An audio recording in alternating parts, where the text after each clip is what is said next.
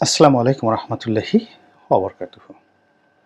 সম্মানিত দর্শক, বাংলাদেশের কুখ্যাত দরবেশ ওরফে দরবেশ বাবা ওরফে সালমান এফ রহমান তিনি ধরা পড়েছেন এবং তার সঙ্গে আইনমন্ত্রী হিসেবে কুখ্যাত আনিসুল হক তিনিও ধরা পড়েছেন। এই দুজন ব্যক্তি আমার জীবনকে তামা করে দিয়েছেন। এই দুজন ব্যক্তির জন্য আমার পরিবার, আমার ব্যবসা, আমার রাজনীতি, আমার জীবন, আমার স্বপ্ন, আমার কল্পনা সব কিছু ধূলিসাৎ হয়ে গিয়েছে। কিন্তু অবাক করার বিষয় হলো যে আমি এদের বিরুদ্ধে কখনোই অভিশাপ দেইনি।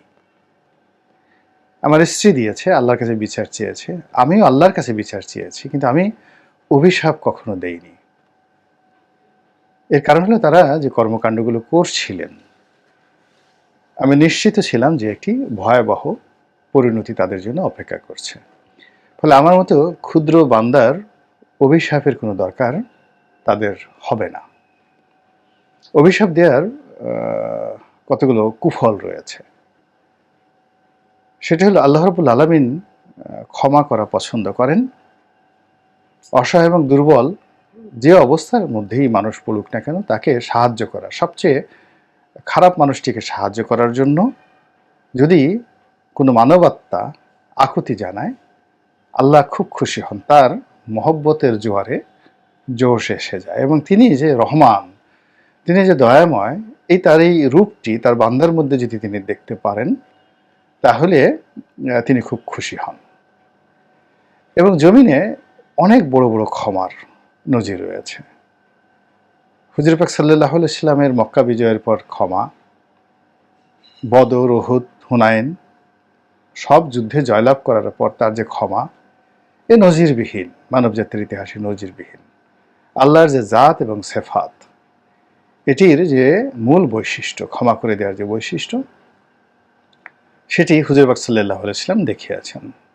এবং তিনি ক্ষমা করাটাকেই সবসময় তার উম্মতদের জন্য উত্তম বলে তিনি বর্ণনা করেছেন। তো এই জিনিসটির কারণে আমি মূলত এই দুইজন লোক দ্বারা ক্ষতিগ্রস্ত হওয়া সত্ত্বেও তাদেরকে নিয়ে কখনো আপনি দেখবেন যে জেল থেকে বেরোয় আমি একটা বই লিখেছিলাম। আমার এমপির কারাদহন বাংলাদেশ প্রতিদিনে বের হয়েছিল এবং ব্যাপক জনপ্রিয়তা পেয়েছিল। তো সেখানে আমি আমার ভুলগুলো বর্ণনা করেছি, কিন্তু আমি কখনো সালমান বা আনিসুল হক এই নামটি নিয়ে কখনো একটা টু শব্দ উচ্চারণ করিনি। এবং সেই 2014 থেকে আজ অবধি কেবলই মাত্র রাষ্ট্রের প্রয়োজনে যতটুকু বলা দরকার, দেশমাতৃকার স্বার্থে যতটুকু বলা দরকার ততটুকুই তাদের বিরুদ্ধে বলেছে। কিন্তু যেটিকে বলা হয় বিদ্বেষ, ম্যালিস অ্যান্ড প্রিজুডিস, এই দুটো যে বিশেষণ রয়েছে এটি আমার মধ্যে কখনোই বাসা বাঁধেনি। ফলে আমি তাদেরকে উল্লেখ করে, তাদের নাম উচ্চারণ করে আমি কখনই বিষোদ্গার করিনি এবং এখনও করিনি। তারা গ্রেপ্তার হওয়ার পরে ফেসবুক, তারপর টুইটার এবং অন্যান্য সামাজিক মাধ্যম, ইনস্টাগ্রাম, হোয়াটসঅ্যাপ, এখানে শত শত মানুষ কমেন্ট করেছে যে আজকের রাতটি গোলাম মোল্লা রনি বা রনি ভাইয়ের জন্য সবচেয়ে আনন্দের দিন। তাকে যারা অত্যাচার করেছে তাদের এই পতন। বাস্তবতা হলো যে আজকে রাতে আনন্দের রাত হয়নি আমার। সে রাতে আমি ঘুমাতে পারিনি, আমার খুব কষ্ট লেগেছে। কষ্ট লেগেছে যে এও সম্ভব, এমন সুরত, এমন হাল এবং এমন পরিণতি, এও কি সম্ভব? যেটি দেখলাম যে সালমান এফ রহমান সাহেব চুলে কলপ লাগিয়েছেন, মুখের দাড়ি কেটে ফেলেছেন। তো তিনি এই দাড়ি রেখেছিলেন অনুশোচনা থেকে। অনুশোচনা, তার মেয়েটাই মারা যাওয়ার পর তার মধ্যে একটা বৈরাগ্য চলে আসে যে এই টাকা দিয়ে, পয়সা দিয়ে কী হবে। খুবই তার স্নেহের কন্যা ছিলেন, যিনি ইংল্যান্ডে পড়াশোনা করতেন এবং সেখানে তিনি মারা যান। ছাদ থেকে পড়ে গিয়ে বা কোনো একটা দুর্ঘটনার শিকার হয়ে তিনি মারা যান। এই ঘটনার পর তিনি মানসিকভাবে ভেঙে পড়েন এবং ধর্মকর্মে মন দেন। এবং ওই ঘটনার আগে সালমান এফ রহমানের পোশাক আশাক একেবারে অত্যাধুনিক ছিল। হি ওয়াজ দ্য স্মার্টেস্ট ম্যান। ওই সময়টাতে আপনি সালমানের যে একটা ছবি যদি দেখেন 91, 92, 93 দিকে, আপনি অবাক হয়ে যাবেন যে মানুষ এত স্মার্ট হয় কি করে, অসাধারণ। এবং ব্যবসা বাণিজ্য, মানে তিনি ছিলেন একেবারে কর্পোরেট জগতের সব দিক থেকে আইকন। তো তার মেয়ের মৃত্যুর পর তিনি ধর্মের কর্মে মনোনিবেশ করেন এবং তখনই তিনি এই দাড়ি রাখেন। তো তার চুল আগেই কাঁচা পাকা ছিল, কিন্তু এরপর এটা আরও পেকে যায়। তো কতটা বিপদে পড়লে, কতটা মুসিবতে পড়লে সেই যে তার যে দাড়ি, দরবেশি সুরত, সাদা পোশাক, সেগুলো সব বাদ দিয়ে তিনি আবার সেই গেঞ্জি পরা শুরু করেছেন। এটি আমার আসলে খুব কষ্ট দিয়েছে। আমি কাঁদতে পারলে ভালো হতো, কিন্তু আমার খুব কষ্ট লেগেছে। দ্বিতীয়ত, আনিসুল হকের বাবা, যেহেতু আমার আইনের ছাত্র, আইনের ব্যাকগ্রাউন্ড, তো তিনি বাংলাদেশের যে ক্রিমিনোলজি, আইন বিজ্ঞান এবং ক্রিমিনাল প্র্যাকটিসে তিনি বাংলাদেশের সবচেয়ে বড় লয়ার ছিলেন। এবং বঙ্গবন্ধু হত্যা মামলাটা তিনি পরিচালনা করেছেন আনিসুল হকের বাবা। আনিসুল হক সেখানে সহযোগিতা করেছেন, এবং যেদিন এই মামলার রায় হলো, সিরাজুল হক সেদিন কেঁদেছিলেন। এবং তিনি আওয়ামী লীগ থেকে তিনি বহিষ্কৃত হয়েছিলেন বা তিনি পদত্যাগ করেছিলেন।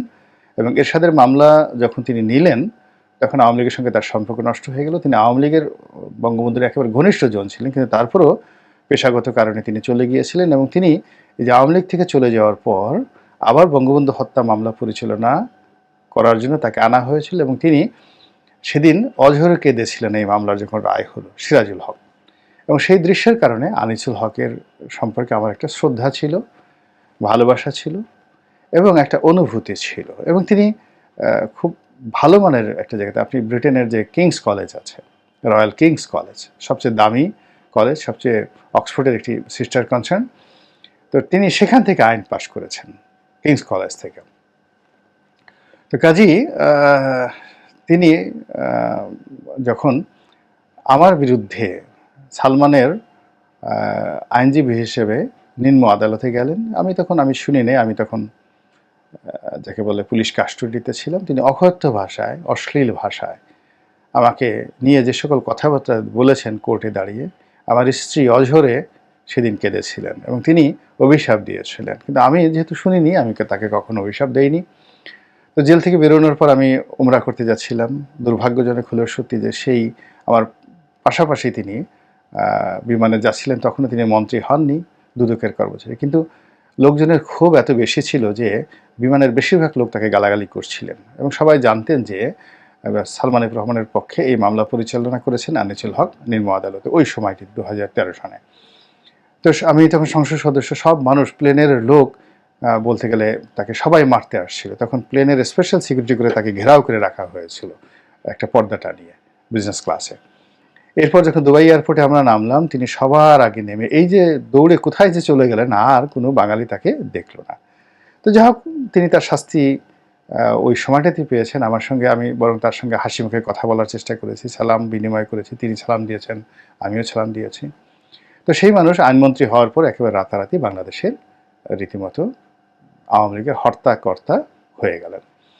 এবং এই লোক যে দুর্নীতি করতে পারে, বদলি নিয়োগ থেকে টাকা নিতে পারে, এবং হাইকোর্টের রায়, লোয়ার কোর্টের রায় পাল্টে দেওয়ার জন্য আসামিদের কাছ থেকে তিনি শত শত কোটি টাকা ঘুষ নিতে পারেন, ব্যাংকের মালিক হতে পারেন, আমি কল্পনাও করতে পারিনি। এ রক্ত সিরাজুল হক তাকে দিয়ে গেছে, তার মধ্যে সিরাজুল হকের রক্ত, এটা আমি কল্পনাও করতে পারি না। তো যাই হোক, তাকে নিয়ে আমি খুব হতাশ ছিলাম, কিন্তু তিনি গ্রেপ্তার হয়েছেন, তার যে পরিণতি, এটিও আমি মেনে নিতে পারি না। আমার এক ভাগ্নে সিএমএম কোর্টে ছিলেন, বেশ বড় পদে, অতিরিক্ত সিএমএম হিসেবে ছিলেন। তো তিনি একদিন বাসায় এসে আমাকে বললেন যে, মামা, জীবনে আর কিছু চাই না, আমি কোর্টে বসে থাকবো, এই আইনমন্ত্রী কামরুল এবং আনিসুল হক আমার কোর্টে আসামি হিসেবে আসবে, এবং আমি সেই দৃশ্যটা দেখবো, এটাই আমার স্বপ্ন, আমার আর কিচ্ছু দরকার নেই। তো আমার সেই ভাগ্নেটা এখন সুইডেনে আছেন একটা স্কলারশিপ নিয়ে। তো তার সেই স্বপ্ন পূর্ণ হয়েছে। তো যাই হোক, সেই স্বপ্ন পূর্ণ হওয়ার পর তিনি হয়তো খুশি হয়েছেন, কিন্তু আমি কোস্টগার্ডের হাতে এই দুজন যে বেহাল অবস্থায় ধরা পড়েছেন, লুঙ্গি পরা অবস্থায়, সারা শরীরে তাদের যেভাবে সেই যে সাঁতার দেওয়ার জন্য যে লাইফ জ্যাকেট পরানো হয়েছে, এবং বিবর্ণ বিভৎস তাদের চেহারা, এই চেহারা আমি আসলে কখনো দেখতে চাইনি। তাদের পরনে লুঙ্গি পরা এবং ফেসবুকে যেটা এসছে যে সালমান ভয়ে মল ত্যাগ করে লুঙ্গি নষ্ট করে ফেলেছেন এবং তিনি সেই কথা বলার পর তাকে সেই লুঙ্গি পরিষ্কার করে আরেকটা নতুন লুঙ্গি দেওয়া হয়েছে। সত্য মিথ্যা আল্লাহ জানেন। কিন্তু RTVর একটা খবরে যেটা এসছে সেটা হলো তাকে যখন কোর্টে তোলা হয়েছে, খাঁচার মধ্যে ঢুকানো হয়েছে, গারদের খাঁচা নয়, CMM কোর্টের খাঁচায়, তখন ভয়ে তাপে চাপে তিনি সেখানে বমি করে দিয়েছেন। এটা টেলিভিশনে এসেছে। আবার যেটা আসছে যে তিনি এবং আনিসুল হক, তো তাকে চেনা জানে যেহেতু তিনি দাড়ি কামিয়ে ফেলেছেন। তিনি যে সালমান এফ রহমান এটা কোস্টগার্ড চিনতে পারেনি, তো আনিসুল হককে চিনতে পেরেছে। আনিসুল হককে ধরা হয়েছে এবং তাকে যখন ছেড়ে দেওয়া হচ্ছে তখন তিনি নাকি, অর্থাৎ আনিসুল হক নাকি বলেছে যে সেই হলো সালমান এফ রহমান এবং সেই তাকে ধরিয়ে দিয়েছে। এগুলো অনেক সময় গুজব হয়, মিথ্যা হয়, যা হয়, কিন্তু এই কথাগুলো আলোচনা হচ্ছে যেটি সালমানের জন্য এবং আনিসুল হকের জন্য মানে ভীষণ রকম অবমাননাকর। এবং এই দুইজন লোকের যে করুণ পরিণত হলো, বাংলাদেশে মীর জাফর, তারপরে জগৎ শেঠ, এদের বংশধরদেরকে যেভাবে এখনো পর্যন্ত অভিসম্পাদ দেয়া হয়, আগামী দিনে বেক্সিমকো, সালমান, এই বংশের সাথে কেউ আত্মীয়তা করতে চাইবে না, এদেরকে কেউ দেখতে চাইবে না। এদের সারা জীবনের অর্জন কিয়ামত পর্যন্ত তাদের জন্য অভিশাপের বিষয়বস্তু হয়ে গেল। আমি আসলে এই জিনিসগুলো কখনো চাইনি। এতে আনন্দিত হওয়ার কিছু নাই। আমি শুধুমাত্র বলছি যে হে আল্লাহ, বাংলার জমিনে যেন এইরকম সালমান এবং এইরকম আনিসুল হক পয়দা না হয়। কোনো মায়ের জঠর যেন এদেরকে ধারণ না করে, কোনো পিতার ঔরর যেন এদেরকে পয়দা না করে। বাংলার আলো বাতাস যেন এদের নিঃশ্বাস প্রশ্বাস থেকে মুক্ত থাকে। আর যারা বড় হবেন তাদের মন ও মস্তিষ্কে যেন একজন সালমান হওয়ার কিংবা একজন আনিসুল হকার ইচ্ছা না জাগে। আর আমরা যারা সবাই দেখছি এদের যে পরিণতি হলো, আল্লাহ রাব্বুল আলামিন এই অবমাননাকর, এই বিভৎস পরিণতি থেকে দুনিয়া এবং আখেরাতে আমাদের সবাইকে রক্ষা করুন, হেফাজত করুন, এই দোয়া করছি। আসসালামু আলাইকুম ওয়া রাহমাতুল্লাহি ওয়া বারাকাতুহু।